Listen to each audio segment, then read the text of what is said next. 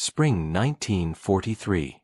A train carrying German prisoners of war rolled through the American heartland, heading toward a POW camp somewhere in the Midwest. The prisoners, many of them veterans of the Afrika Korps captured in Tunisia, pressed their faces against the windows, staring at the landscape passing by. What they saw left them stunned into silence. Factories. Everywhere, factories. Massive industrial complexes stretching for miles. Smokestacks pumping clouds into the sky.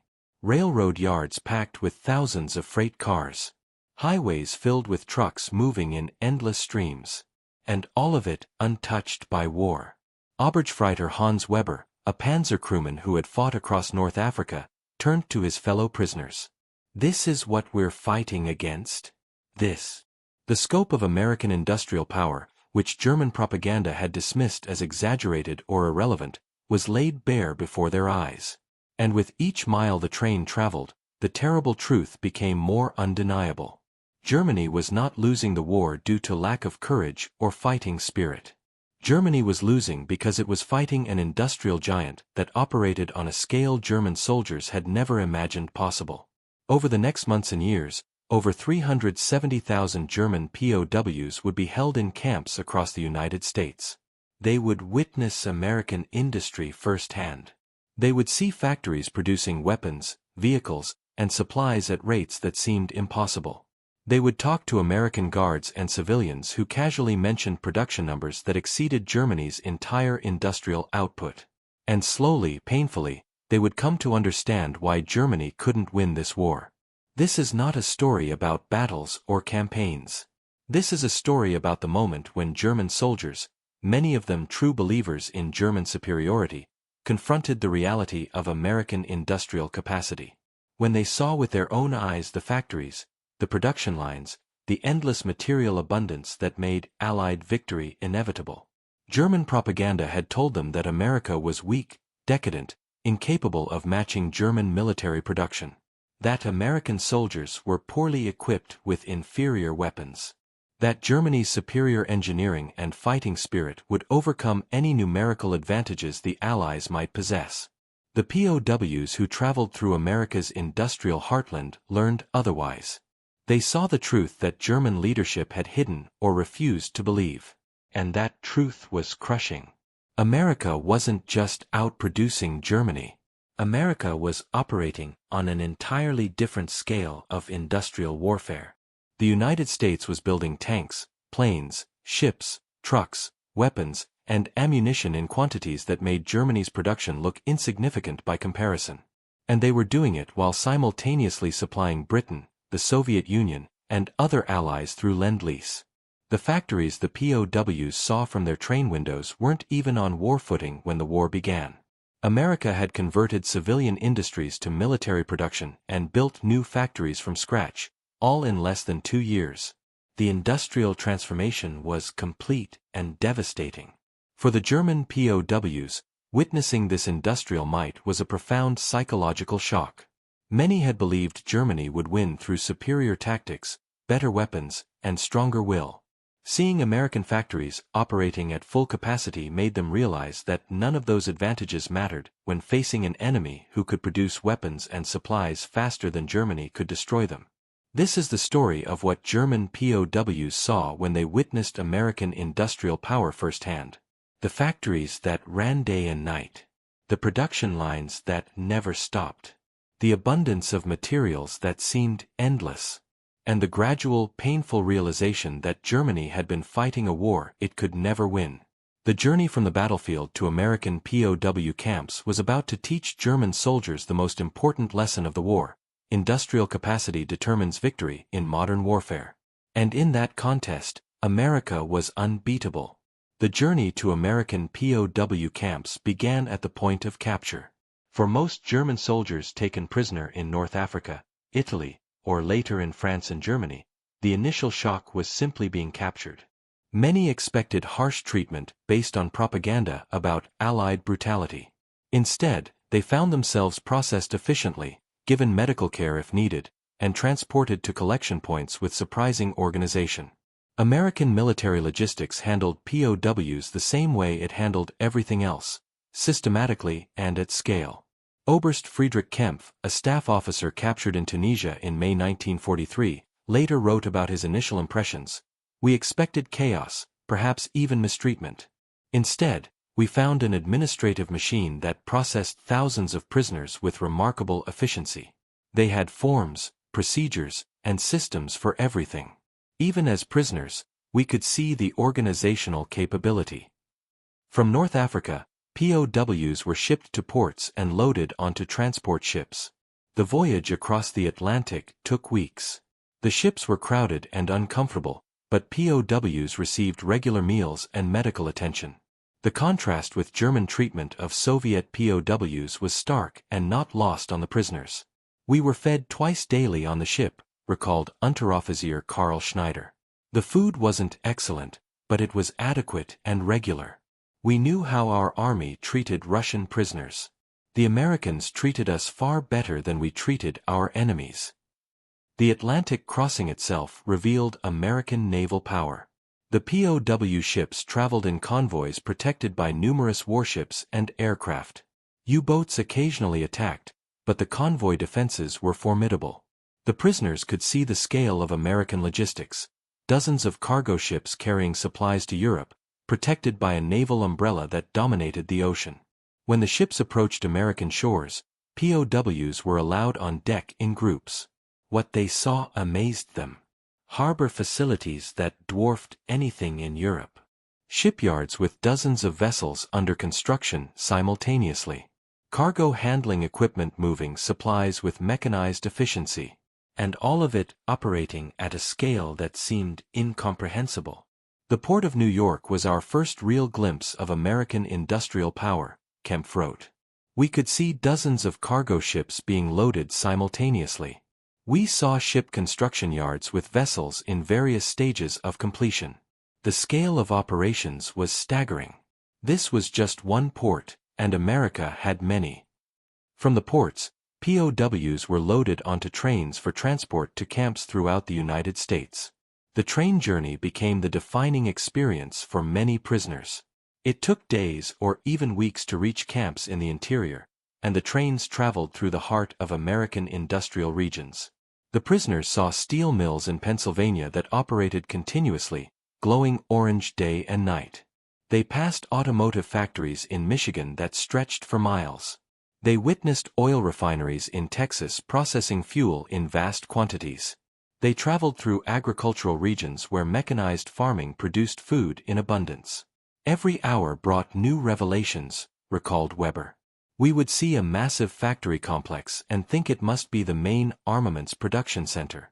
Then an hour later, we'd see another equally large facility. And another. And another.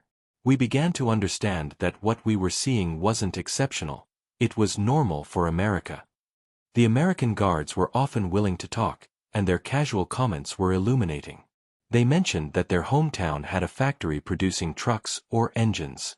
They talked about relatives working in shipyards or aircraft plants. The industrial capacity wasn't concentrated in a few critical facilities that bombing could cripple. It was distributed across an entire continent. The POWs also noticed what wasn't there: bomb damage. German cities were being systematically destroyed by Allied bombing. American cities and factories operated without any threat from enemy aircraft. The asymmetry was total. America could bomb Germany with impunity while building weapons in complete safety. By the time POWs reached their camps, many had already begun to reconsider their understanding of the war. The journey through America had been an education in industrial reality. And the lesson was clear: Germany was fighting an enemy whose productive capacity was so vast that victory was impossible. The train journeys were just the beginning. Life in the POW camps would provide even more evidence of American abundance and industrial capability. German POWs arriving at American camps experienced immediate culture shock. Not from harsh conditions or deprivation, but from abundance they had never seen, even before the war. Camp Alva in Oklahoma, Camp Concordia in Kansas, Camp Hearn in Texas, These and hundreds of other camps across America housed German prisoners under conditions that seemed almost surreal to men who had endured years of wartime rationing. The food was the first shock. Unteroffizier Franz Baumann, interned at Camp Como in Mississippi, wrote in his diary, "Today we received meat, potatoes, vegetables, white bread, butter, coffee, and fruit for lunch. This is more and better food than we received as soldiers in the Wehrmacht on the best days. And the Americans tell us this is their standard ration for prisoners." POWs received approximately 4,000 calories per day, following Geneva Convention requirements. But in war-torn Europe, such quantities were unimaginable. German civilians were starving. German soldiers at the front received inadequate rations. Yet here, prisoners of war ate better than they had as free men in Germany. "We were given white bread daily," recalled Gefreiter Otto Klein. White bread. In Germany, even before the war, white bread was a luxury. Here, prisoners ate it at every meal. And when we couldn't finish it, the Americans threw the excess away. The waste alone would have fed a German family for days.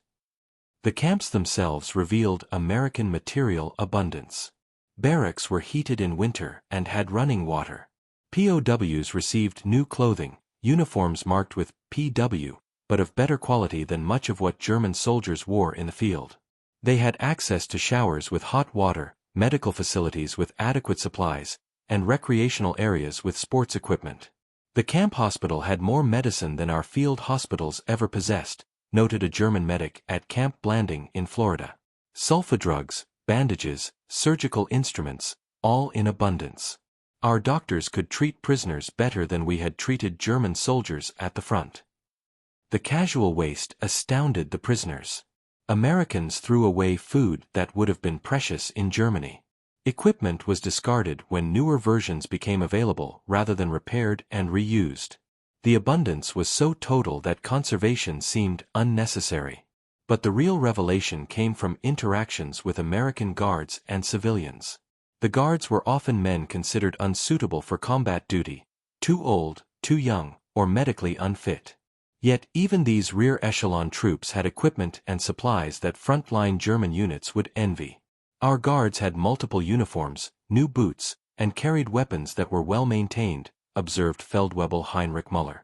"They complained about the food, about being stuck in boring guard duty.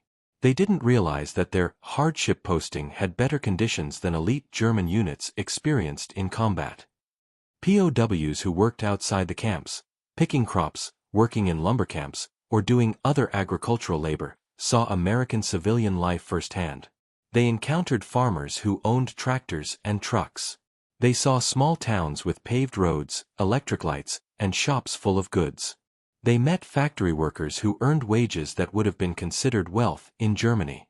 "I worked on a farm in Iowa," recalled Weber. "The farmer owned 3 tractors, 2 trucks, and had a barn full of equipment. He had electric power, running water, and a radio.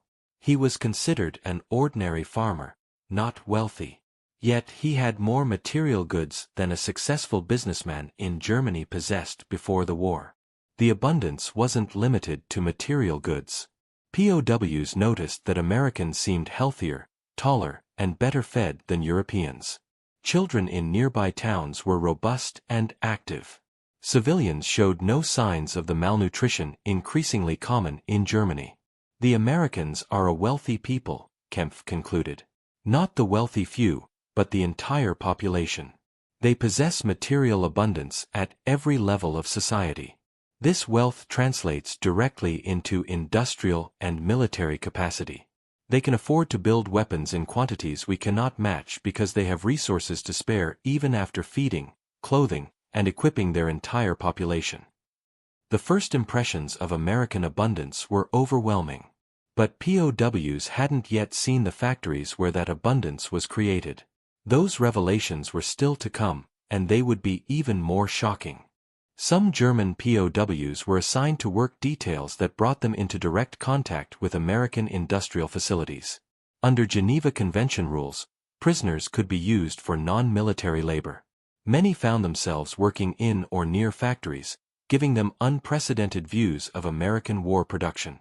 Obergefreiter Joseph Kramer was assigned to a work detail at a Ford automotive plant that had been converted to produce military vehicles. What he witnessed there changed his understanding of the war completely. "We arrived at the plant at dawn," Kramer later wrote.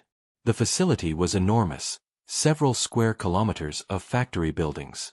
We could hear the machinery running from outside, a constant roar of production that never stopped. The factory operated 3 shifts, 24 hours per day, 7 days per week. Inside, Kramer saw assembly lines producing military trucks at a pace that seemed impossible. A truck chassis entered one end of the line. Workers and machinery added components at each station. 90 minutes later, a completed truck drove off the other end under its own power. They built a truck every 90 minutes on that single line, Kramer recalled. And there were multiple lines in the same factory. "I calculated that this one plant was producing more trucks per day than Germany produced per month across all factories. And the Americans told us this was just one of many such facilities." The production methods shocked the German observers. Everything was mechanized and systematized. Workers didn't need to be skilled craftsmen. They performed simple, repetitive tasks that required minimal training. The machinery and tooling did the precision work.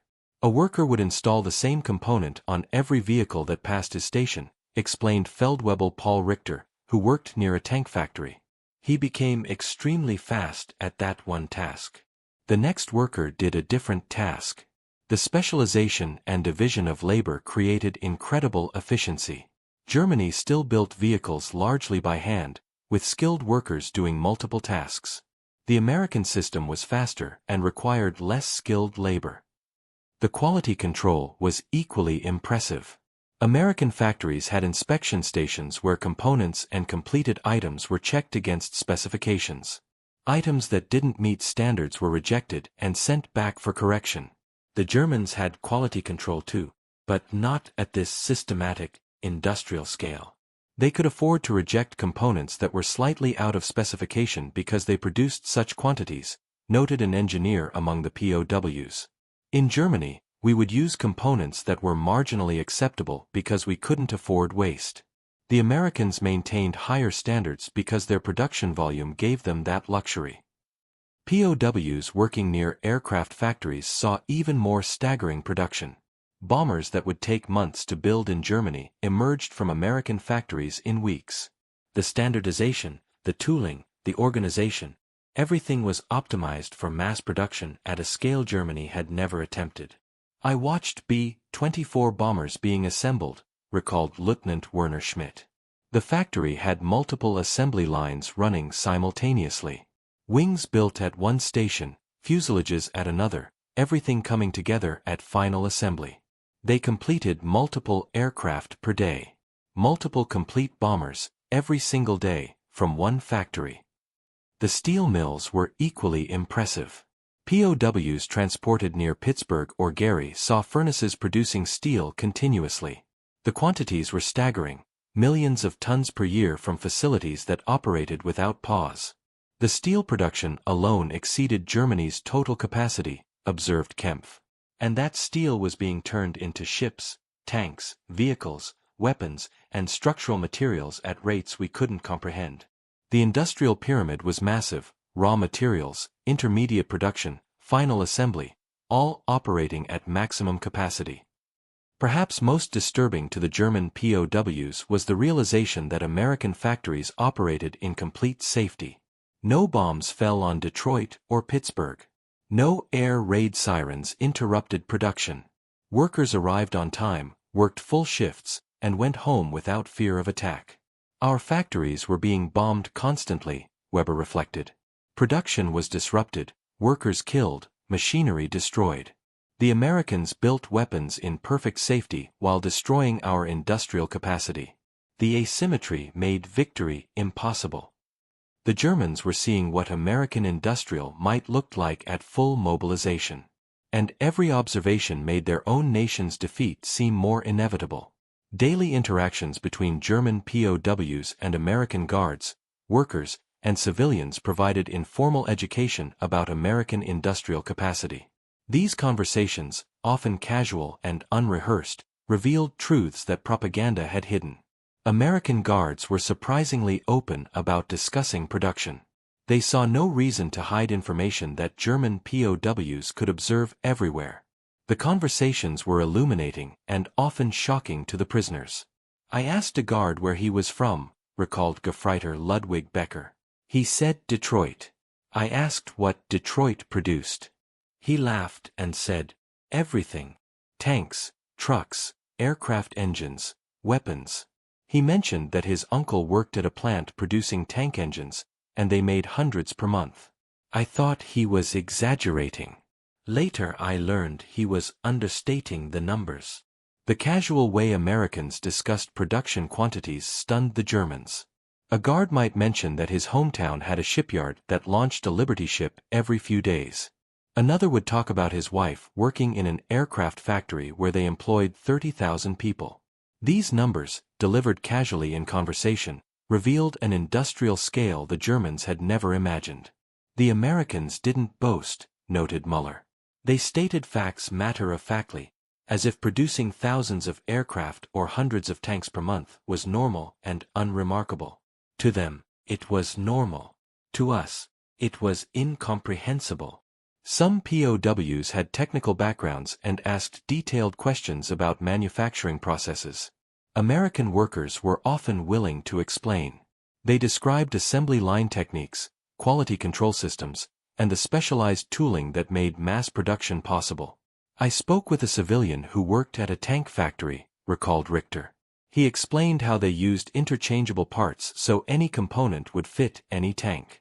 He described the jigs and fixtures that allowed less skilled workers to produce precision components.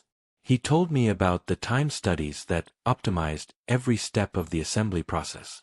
The Americans had turned tank production into industrial science. The wages American workers earned shocked the prisoners. Factory workers made what would be considered excellent middle-class incomes in Germany. They could afford homes, automobiles, and consumer goods. The standard of living for industrial workers was higher than German professionals enjoyed. A factory worker earning American wages had more purchasing power than a German engineer, observed Kempf. This meant America could attract workers to war production without coercion.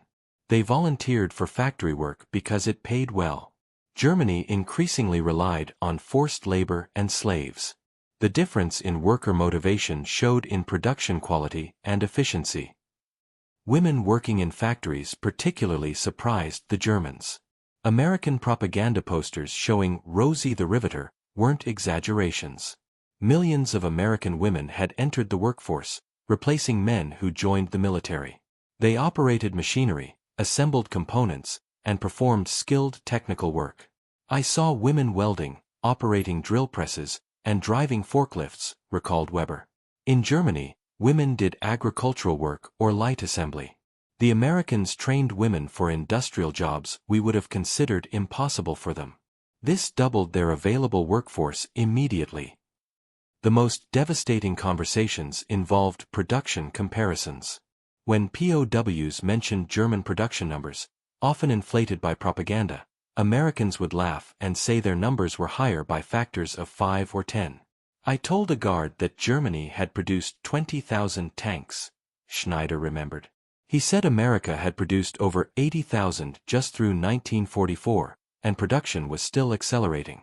I thought he was lying or misinformed. Later, I learned the actual numbers were even higher. America built over 88,000 tanks during the war. We couldn't comprehend such quantities. These informal conversations educated German POWs about realities their leadership had hidden. The Americans weren't boasting or exaggerating. They were simply stating facts about industrial production that made German efforts look insignificant. Every conversation reinforced the same conclusion, Kempf wrote. America possessed industrial capacity that was overwhelming. Not just greater than Germany's, overwhelming. The numerical superiority was so vast that German tactical or technical advantages were irrelevant. You cannot defeat an enemy who produces 10 weapons for every one you build. The conversations with Americans were destroying German illusions about the war. And the psychological impact was profound. As German POWs accumulated evidence of American industrial superiority, the psychological effects became severe. Many prisoners experienced a profound crisis of belief. Everything they had been told about the war, about German superiority, about inevitable victory, all of it was revealed as lies. The depression that swept through POW camps wasn't about captivity itself. Many prisoners were treated well, fed adequately, and lived in reasonable conditions. The depression came from understanding that Germany had no path to victory, and never had. "I fought for 3 years believing we would win," wrote Unteroffizier Hans Fischer in his diary. "I believed German weapons were superior. I believed German soldiers were unbeatable. I believed our cause was just and victory was certain. Now I see that we were fighting an enemy whose industrial power made our defeat inevitable from the beginning. Everything I believed was built on lies." Some POWs clung to denial. They insisted that American production numbers were propaganda, that the factories were empty shells, that the industrial might was an illusion. These men created elaborate theories to explain away what they had seen with their own eyes. There were prisoners who refused to accept reality, recalled Weber. They would see a factory producing hundreds of trucks per day and insist it was staged for our benefit. They would hear production numbers and claim they were lies. Denial was easier than accepting that we had been deceived and that our sacrifices were for nothing. But most POWs eventually accepted the truth. The evidence was too overwhelming, too consistent, too visible to deny. And acceptance brought a crushing sense of futility. "What was the point?" asked Gefreiter Ernst Hoffmann. "What was the point of all the fighting, all the dying, all the sacrifice? We were trying to defeat an enemy that could build weapons faster than we could destroy them. Our most successful operations only delayed the inevitable. The war was lost before it began, and our leaders either didn't know or didn't care." Letters home from POWs were censored, but some managed to communicate their realizations. They wrote about American abundance, about factories and production, about the impossibility of German victory. Some letters reached Germany. Others were intercepted by censors and never delivered. The psychological impact affected different prisoners differently. Younger soldiers, who had known only Nazi education and propaganda, were often most devastated. Their entire worldview collapsed when confronted with evidence of American superiority. "I was 17 when I was conscripted," recalled one young prisoner. "I believed everything the party taught us. Germans were superior. Our enemies were weak. Victory was our destiny. Seeing American factories destroyed those beliefs. I felt betrayed, not by the enemy, but by my own government that had lied to us so thoroughly." Older prisoners, who remembered pre-war Germany and had experienced different perspectives, adapted more easily. Some had always been skeptical of propaganda. For them, American industrial power confirmed suspicions rather than shattering beliefs. "I never fully believed we could defeat America, Britain, and Russia simultaneously," admitted Oberst Kempf. "The arithmetic never worked.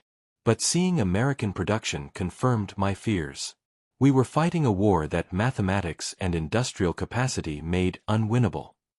Some prisoners became actively anti-Nazi. They concluded that the regime had led Germany to ruin through delusion and lies. These men cooperated extensively with American authorities, provided intelligence, and later participated in programs to re-educate German prisoners about democracy. Others remained nationalist but rejected Nazi ideology. They maintained pride in German military performance while recognizing that political leadership had been criminally incompetent. These men separated their identity as Germans from the regime that had led them into catastrophic war. The psychological transformation of German POWs in American camps was profound. Men who had entered captivity as convinced Nazis often emerged as critics of the regime. The transformation wasn't caused by propaganda or indoctrination. It was caused by witnessing objective reality that contradicted everything they had been taught. "Seeing American industrial power changed me," Weber concluded. I entered the camp as a German soldier who had fought honorably. I left understanding that I had fought for a regime that had lied to us, that had sent us to fight an unwinnable war, that had sacrificed German lives for delusions of grandeur. The truth was painful, but it was also liberating. The psychological impact would last long after the war ended. With time and reflection, German POWs began comparing what they had seen in America with their experiences in Germany. The comparisons were devastating and revealed fundamental differences in how the two nations approached industrial warfare. The infrastructure differences were immediately apparent.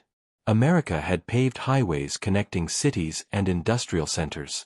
Railroads were extensive, well-maintained, and moved freight efficiently. Ports had modern cargo handling equipment. The transportation network functioned smoothly even under wartime strain. Germany's infrastructure was good by European standards, noted Kempf, but it was designed for a smaller country with more limited industrial activity. When war production accelerated, our transportation network became congested. Rail lines were overloaded. Roads deteriorated. American infrastructure seemed designed for the scale of operations they were conducting. The electrical power generation impressed the POWs particularly.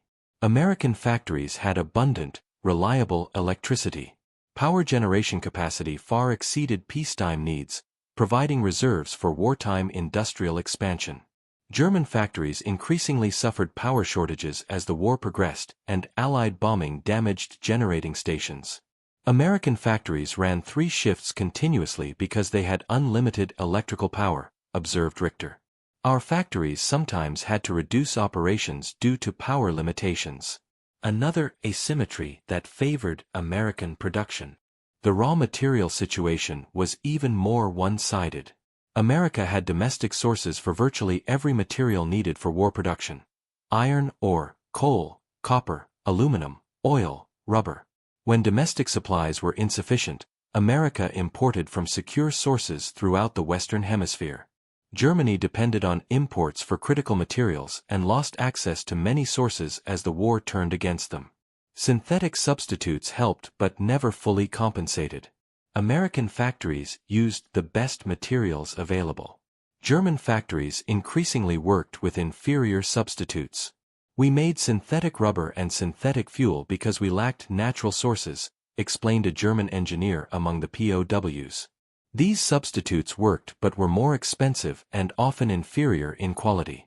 The Americans had natural rubber from their own hemisphere and petroleum in abundance. The material advantage translated directly into better products produced more efficiently. The workforce differences were equally significant. American factories employed willing workers earning good wages. Production quality benefited from worker motivation and the ability to retain experienced personnel. German war production increasingly relied on forced labor, concentration camp inmates, and prisoners of war. These workers were poorly motivated, often sabotaged production when possible, and provided lower quality work. The inefficiency of forced labor became a drag on German production that worsened as the war continued. You cannot build quality products with slave labor, Weber observed. We tried, and production suffered. American workers were invested in their work because they were paid well and worked voluntarily. The quality difference showed in the final products. The innovation and adaptation speed also differed dramatically. American factories implemented improvements quickly. When a better production method was developed, it spread throughout industry rapidly. Lessons learned at one factory were shared and applied elsewhere. German industry, despite its reputation for engineering excellence, adapted more slowly. Bureaucracy, competition between agencies, and security concerns all slowed information sharing. Improvements developed at one factory might take months to reach others, if they spread at all. The Americans had an industrial culture of continuous improvement, noted a technical specialist among the POWs. They constantly sought better methods, more efficient processes, and improved designs. They shared innovations freely throughout their industry. We were more protective of techniques and slower to adopt changes. Perhaps most significant was the strategic bombing asymmetry. Allied bombers systematically destroyed German industrial capacity throughout the war. Factories were bombed, machinery destroyed, workers killed, transportation disrupted. Production declined as the war progressed. American factories operated in complete safety. No German bombers reached American industry. Production accelerated throughout the war, with 1944 and 1945 seeing peak output. The Germans were trying to produce weapons while their factories burned. The Americans built more factories and increased production. We were in a race where our opponent ran on a smooth track while we ran uphill through obstacles, Fisher summarized. Every advantage that might have made the race close, better training, superior tactics, excellent weapons design, was negated by the fundamental disadvantage of fighting an industrial power that operated at a completely different scale. The comparisons led to an inescapable conclusion: Germany had never had a realistic chance of defeating America in an extended industrial war. The resource base, the manufacturing capacity, the infrastructure, the workforce, every factor favored America so overwhelmingly that German defeat was predetermined once America fully mobilized. Understanding this was the final blow to German POWs' faith in the war they had fought. The experiences of German POWs in America had lasting effects that extended well beyond the war's end. The men who witnessed American industrial might return to Germany with perspectives that shaped post-war reconstruction and German attitudes toward industry and economics. Many POWs remained in America for months or even years after the war ended in May 1945.